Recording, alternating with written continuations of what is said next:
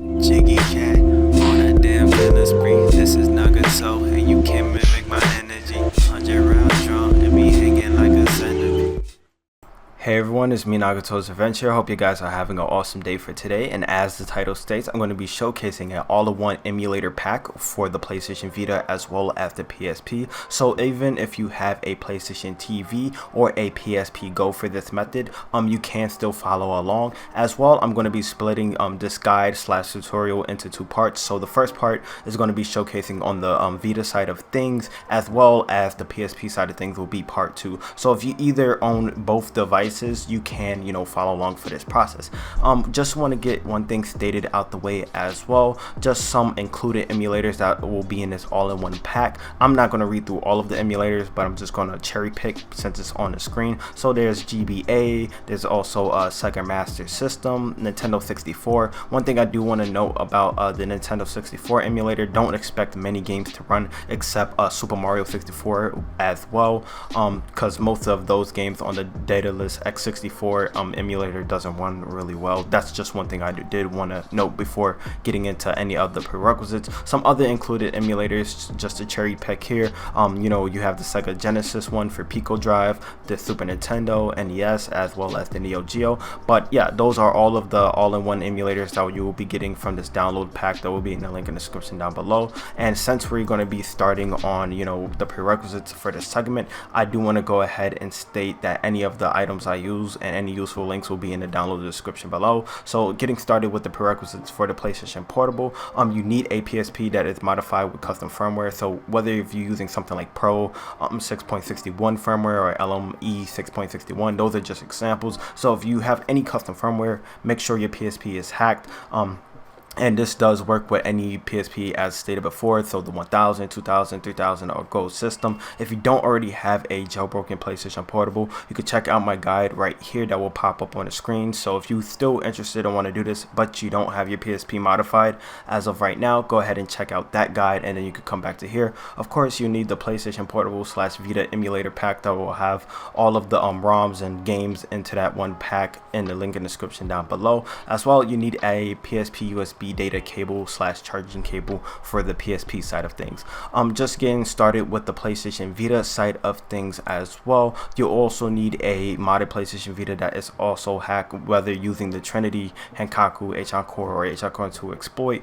This does work with firmware 3.60 to 3.70. It doesn't work from 3.71 to 3.73 since Adrenaline has a bug or issue and it basically can't boot up on 3.73 firmware. So you basically need a downgrade for that process as well. If you don't already have a jailbroken PlayStation Vita, you could go ahead and check out my official guide here. On the latest firmware as of 3.73, you could still follow along and do the exploit and then come back to this video right here.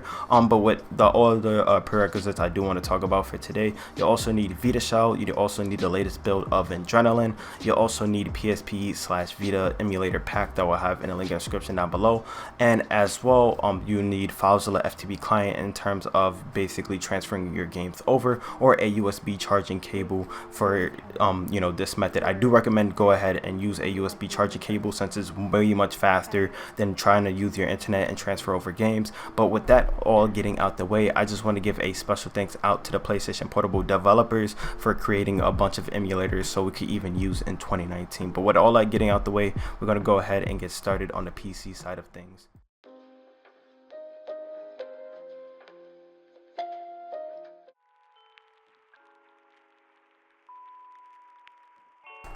Alrighty guys, so first things first, we're basically onto our PlayStation Vita as of right here. So make sure you already have VitaShell installed. If you don't already have it, I will have that in the link in the description down below. And of course, make sure your device is already modified, whether if you're using like HENkaku Enzo, H-Encore², Trinity, or whatever you're going to be using for this method. As well, make sure you already have Adrenaline installed for this process as of right now. If you don't already know how to install VPKs or Adrenaline, I will have a card showcase here on a full guide on how to do that. But assuming that you already have Adrenaline on your device as well as VitaShell, we're just going to go ahead and get started from the beginning. So what we need to do now is just verify that your Wi-Fi is on, of course. Open up VitaShell, and then from here what we're going to do it's fairly simple. It's just go ahead and hit select on our device, and now we're going to broadcast our FTP server. So make sure as of right now just to leave your PlayStation Vita or your PSTV on standby for this method if you're going to be transferring over with FTP server. But if you're going to be using a USB cable, make sure to toggle that over and transfer over with USB, since I did recommend that method since it's faster of transferring over a ton of games. But since I'm doing this off my PlayStation TV as of right now, that's why I'm going to just be using the FTP method. But once that is all done, what we're going to do now is go to our PC and then get our emulators transferred over. Alright guys, so as showcased here, we basically back onto the PC. So you will need it in the link in the description down below. Go ahead and download my Nagato Emulator PSP/Vita pack. All you got to do is just go ahead and with something like 7-zip or WinRAR, just extract the files here to your desktop, or just hit extract files, then hit OK. I'm not going to do that since I already extracted my files, but once you hit OK and it's fully done, you will get your folder extracted. You could go straight back into your desktop, and here are all of the emulators, and as well of all the ROMs built into these emulators from here. So if I go into something like Nestor J, go into ROMs, you can see I have all my NES ROMs that will be included into this pack, and such and so forth. So I'll just use the GBA one right here. If I go into ROM, you can see all of my games are into this one folder as well. So the goal is to go ahead and get this transfer over via to our PlayStation Vita or to our PSTV. So it's fairly simple on how to do this as well. All we need to do, let me minimize this out, is open up FileZilla FTP client. For this process, you can use any FTP client of your choice. I just like using FileZilla, but what we need to do now is go ahead and type in our Vita's IP address. So in my case, that's why I told you just leave your Vita on standby and do not touch the controller or anything, but we need to go ahead and type in our PlayStation Vita's IP address. So your IP will be different than mine, but our ports will be the same. Mind you, when you do this method as well, it will take quite a long time to get all our files transferred over, as opposed to doing the USB method, which I recommend. But what we're going to do now is go into UX0, scroll all the way down to PSP Emu, go into PSP, go into game, and all right here, this is where we're going to be transferring all our emulators into this one place. So that's what I'm going to do right here. I'm just going to go ahead and transfer them right now into game, and as showcased here, I have over 2,000 queued files, so it will take pretty much a long time. It is 6.4 gigabytes of data has to be transferred over. So right now I'm just going to go ahead and cut the video. Once it's fully done, I'll show you that all my transfers has been successful, and then we're going to go back onto our PlayStation TV, load up Adrenaline, and we should see our games loaded into its correct directories on the PSP emulator. A few moments later. Alrighty guys, so as showcased here, all of my files did successfully transferred over. I do not recommend this method in terms of file transferring unless you do want to wait a long time. That's why I say go with USB, but nevertheless, all my files are now here. So let me just go ahead and showcase in the games folder. You can see all my emulators are now in one place. Now what we're going to do is go to our PlayStation TV and then showcase on the next step. Alrighty guys, so as showcased here, we're back onto the PlayStation TV. What we need to do is just go ahead and cancel out our FTP server if you're doing that way, but if you're using USB method, just go ahead and hit cancel as well by hitting circle.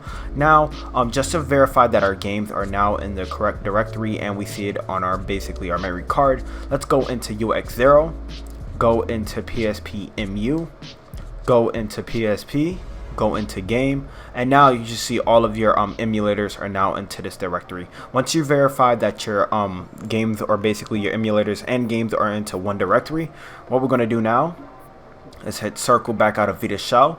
Now we're going to go ahead and run Adrenaline. So of course make sure you have the latest build installed, and I will have Adrenaline in the link in the description down below, the actual VPK, if you don't already have it installed. But here is Adrenaline now running on my PlayStation TV. Now once it's showcased here on the screen, we're going to go to our memory stick. So go into your memory stick, and now as showcased here, you can see all of our emulators and is loading up into the game section of the PSP emulator. So what we're going to be testing on today is just a Sega Genesis Pico Drive emulator, just for this example, just to see if any of our games run. The game I want to be playing, or I'm going to be showcasing, is Outrun, so hopefully everything runs just fine. Once you're in the Pico Drive emulator, if you're into Sega Genesis games like I am, all you got to do is hit circle, and it will already have all of the ROMs into one area. So let's go ahead and run the Outrun ROM. So here's Outrun running now. Let me just go ahead and hit start. And now, as showcased here is the game running just fine. I got to get used to the button configuration. So here's the game running normal. So yeah, so I'm driving the car here. But yeah, this is how essentially you run classic games on your PlayStation TV or your PlayStation Vita. So this is part 1 now done, and now in part 2 I'm going to be showcasing on how to get this set up on your PlayStation Portable.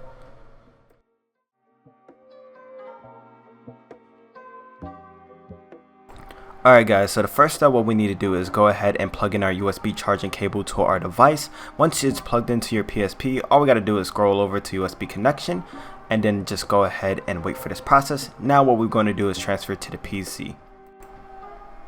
Alright guys, as soon as you plugged in your PlayStation Portable into your PC via using the USB cable, what we need to do now is just go ahead, open up File Explorer, and you should automatically see your PSP state something like USB drive, and you should see common folders like ISO, PSP, picture, music, and all of that fun stuff. If you ever had a modded PlayStation Portable, this shouldn't look too different. But what we need to do now is just go ahead, I'm going to leave this on the side. In the link in the description down below, download my Nagato emulator pack from 2019, just where it says .zip. All you got to do is extract it with some file or some extension, just like WinRAR or something like 7-zip. Once you extract the files with WinRAR, just go ahead and hit extract files here. Go ahead and hit OK, and what you want to do once you hit OK, it will extract onto your desktop. I'm not going to do that process since I already have my files already extracted, but once it's all done, you will have a folder like this, and it will contain all of the emulators that is basically are available for the PlayStation Portable. So as showcased here, if I go into any of my emulators, so I'll use the SNES one, ROMs, and then you can see that I have all of my Super Nintendo games here. If I go into another emulator such as Pico Drive, go into my ROMs, you can see all of my Genesis games as well as my Mega Drive Sonic CD game all into one file as of right here. So what we're going to do now is just minimize this part from here, have our folders side by side so it's more easier to look at. We're going to go into our PSP folder right here, go into game, and all of our basically emulators are just going to be dragged over to here. So it's not too hard. It's basically the same process as the Vita, just we were doing it FileZilla FTP client wise. But if you were doing this via on your USB stick, you'll be doing kind of the same method. So what we're going to do now is just wait for about 11 minutes until all of our games and emulators are copied over. Then what we're going to do is go back onto our PlayStation Portable. Let's see if our games run just fine, and then yeah, we're going to have a fun time with this. So I'll cut the video and I'll see y'all guys once this is fully finished copying. Alrighty guys, so as showcased here on my PlayStation Portable, now you can see that all of my emulators has successfully transferred over. So what we're going to do now is go ahead and get out of USB mode, and then we're going to see if our games are here. Alrighty guys, so as showcased here on the screen, you can see that my PlayStation Portable is now in USB mode. I'm going to go ahead and back out from here. So what we're going to do now is just go ahead and scroll and show my games column, go into memory stick. And now if I scroll all the way past my games, you can see now that I have my emulators all into one place. So we have the NES, the Game Gear, up top was the Super Nintendo, Nintendo 64, Sega Genesis, Neo Geo, Game Boy Color, GBA. We also got the Capcom Play System 2 and 1. But yeah, that's all of the emulators now showcasing on our PlayStation Portable. Just to test if our games are running, what we're going to do now is just go ahead and load up the Super Nintendo one right here. So that's what I'm doing right now, and it won't take a while or basically it won't take too long to show this up on the screen. So here's just a little boot intro to SNES, the actual emulator itself. So let me just go ahead and skip that part right here. This is just a little disclaimer of the document and stuff like that, just to show, you know, the project. All you got to do is just scroll down left to right on your D-pad and just hit X. Now all you got to do just to play a game for your Super Nintendo one is go into your SNES ROM, so press circle to go into one, and I'm just gonna go ahead and choose one of my favorite games of all time. I'll do Street Fighter 2 Turbo. And now, as showcased on the screen, you are playing now Super Nintendo games on your PlayStation Portable. So I'm just gonna go ahead and show some quick gameplay of this running in real time. So I'll just choose normal mode since I don't want to get my ass whooped. But yep, here is, you know, Street Fighter 2 running on the PlayStation Portable in real time. And yeah, that's essentially on how to run any, or basically this emulator pack on your PlayStation Portable. So if you guys did enjoy this video, please be sure to leave a like, please be sure to subscribe, and if you have any questions on how to set this up, whether even for the Vita part or PSP part, let me know in the description down below, or not in the description but in the comments. But with all that being out the way, I'll see you guys next time in the next video. Peace. Hey everyone, it's me, Nagato's Adventure. Hope you guys did enjoy today's video. With that being out the way as well, I highly do recommend that y'all guys go ahead and follow my social media so you never miss any of the latest hacking guides and tutorials on my channel by subscribing to me and hitting that notification button as well. Is another method on how you will know when I drop my latest content, whether it be for the Vita, PS4, PS3, and such and so forth. As well, if you want to be in the mix of things and you want to join my official community, you can join via the link right now showcased on the screen and join my Discord that way.